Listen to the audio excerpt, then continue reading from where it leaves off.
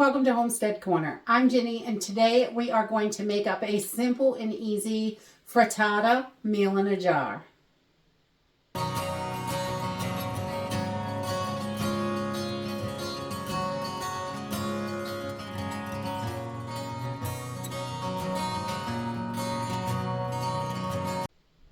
So today we are going to dig into our preps, and I'm going to be using freeze-dried food for this, but dehydrated food works as well. It will work just as well.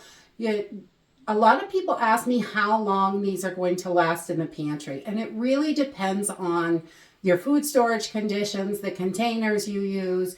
If you're using freeze-dried or dehydrated food, if you're mixing them together, you're going to want to go with that smaller date. If your freeze-dried food, if your home dehydrated foods are going to last for 5 years, and you know that, this is going to last for 5 years. It really depends on the ingredients. I don't usually give a exact time how long it's going to last because of that reason, because we can't, if you use one dehydrated item, it can change the date a little bit as far as nutrition and texture and all that stuff. So really it depends on what you're going to use. But this will work either way with freeze-dried or dehydrated.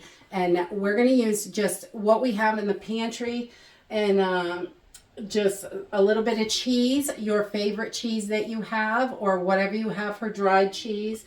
Sausage crumbles, onions, peppers, some green chilies. We're going to give it a little southwesterny type flair. Some tomato dices, sour cream powder, egg powder, and a few seasonings. But you can mix this up. If you don't like that southwestern type feel and taste, then you can mix this up. We also do this with spinach and change out the seasoning for it. So you can definitely do that. So let's jump in and get started. We just love these meal in a jars because they are so simple and easy. You can make a ton of them in a really short period of time and have them ready on the shelf, so you only have to add water, which is excellent. In an emergency situation, you've got your emergency meals ready to go. So I'm just going to get started with my cheese. And I'm using cheddar today, but pepper jack is great in here. We're going to put 1 cup of our freeze-dried cheese right in there. Make sure you spill some on the counter because it makes it taste better, I think. I don't know. I've never done it without spilling it. So 1 cup of cheese right into your jar. And then we're going to use sausage crumbles for this. And this is great for breakfast, or this is also great for lunch and dinner. We like it. And we're going to put a 1/2 cup of our ground sausage crumbles in here. But you can use any meat that you like. If you're not into sausage, that's okay. You could use beef. You could use whatever you have dried. It's going to work. It will change that flavor up a little, but whatever you like, that's what's important. And that's the best thing about these meal in a jars. You can adjust the ingredients to what works for your family. And then we're going to come in with our freeze-dried onions. Minced onions work for this as well. You want about 1/4 cup of onions. I think onions belong in everything, so I like to make sure we got a decent amount of onions in there. I'd cut it down to, if you're using minced onions, I'd probably go 1/8 of a cup because they are a bit smaller. And then we're going to go in with a 1/2 cup of our bell peppers. These are just freeze-dried. Again, dehydrated works wonderfully for these. So whatever you have is going to work. And 1/2 cup of bell peppers.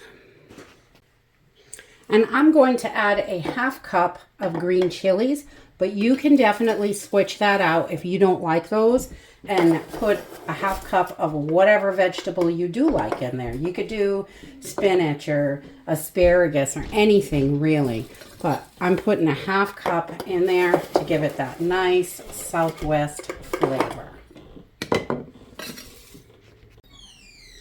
We are also going to do a 1/2 cup of our freeze-dried diced tomatoes, because tomatoes are just delicious in there and super good for you. So half cup of diced tomatoes.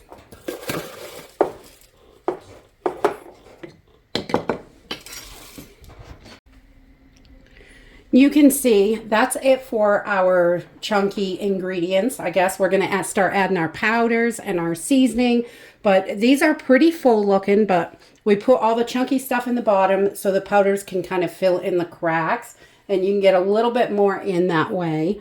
So we're going to put in a 1/4 cup of our sour cream powder just to give it that little good flavor. Sour cream powder is always good. I love the sour cream powder in cooking, but I have rehydrated it and I don't love it on its own, just as sour cream. So just to be honest with you, I think it's great in cooking. It really gives it that good flavor, but I don't know. I haven't got it quite right yet. So we're going to do a 1/4 cup right in there. So those powders can come right down in the jar. And you're going to have to shake these down to get those eggs in as well. Now we're just going to throw in our seasonings. And I'm going to put in, about a 1/2 teaspoon of everything. 1/2 teaspoon of black pepper. About a 1/2 teaspoon of salt. You could add a little more salt if you like it, but we go a little on the lower side here. So we got a 1/2 teaspoon of each of those, and then a 1/2 teaspoon of cumin to give it that nice, delicious flavor.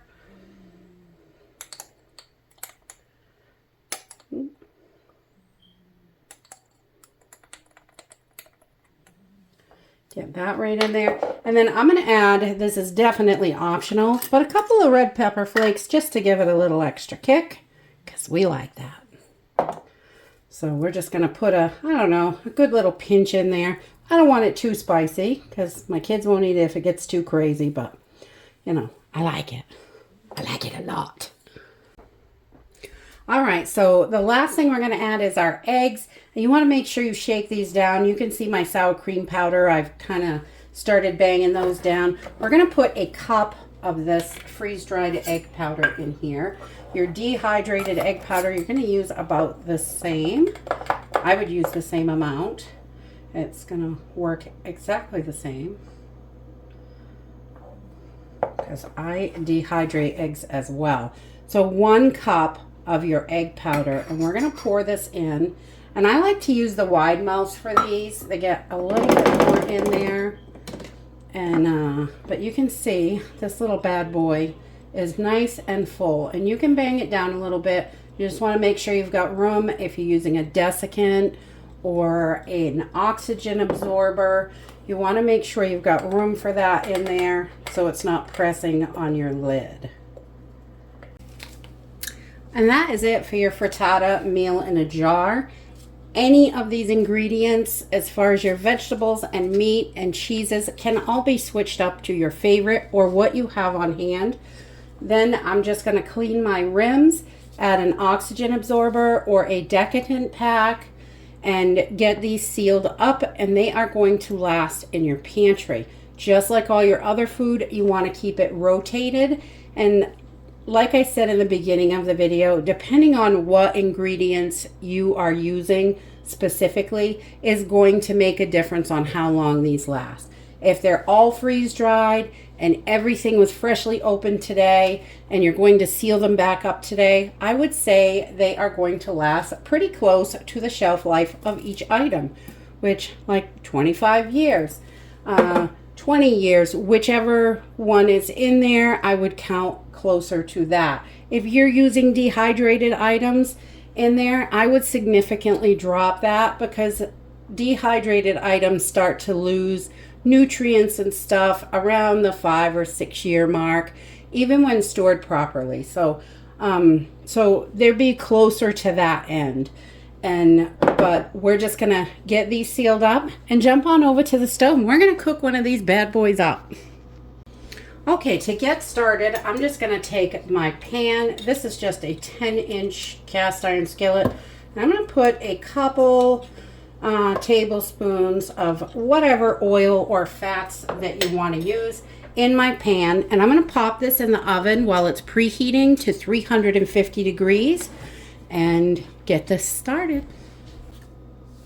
While my oven is preheating, I'm going to mix this up in a bowl with the water and get it ready because I want to leave those fats on the bottom of the pan so this doesn't stick so much. Eggs like to stick. So we're going to add our frittata meal in a jar. We're going to put it right into the bowl. And I'm going to add 3 cups of water to this just to get it started rehydrating. And I like my pan preheated because it helps it cook a little bit quicker and just saves a little time in the oven. So we're just going to give this a quick whisk and get this all mixed up, all those powders. We want to make sure they're wet.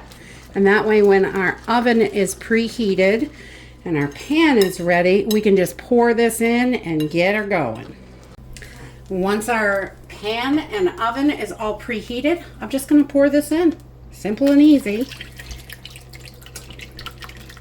Get that right in there, all that yumminess.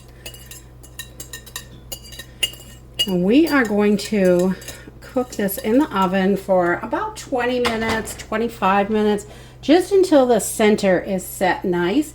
We want to make sure those eggs are good and cooked. And look how delicious that looks already. So we're going to pop this in a preheated oven at 350 degrees for about 20 to 25 minutes.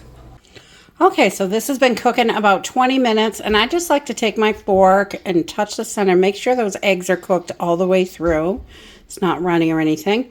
And we're just going to let this sit for a couple minutes while I get the dishes together, and we'll try it out. And that's it. This is so simple and easy to put together. Once you have your jars together, they are ready to go. 3 cups of water. Bake it in the oven for about 20 minutes is what it takes me. And depending on your oven, 20 to 25 minutes. And this can be scrambled in an emergency and you don't have an oven. You could cook this over a fire and just scramble it like scrambled eggs. It's going to be just as good and it will be super quick and easy to cook. You cook it even faster if you scramble it. This is so delicious. And we've got all of the plenty of protein and everything in there. Lots of veggies, meat, everything. So good.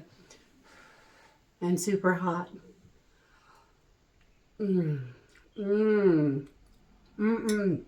What a good flavor.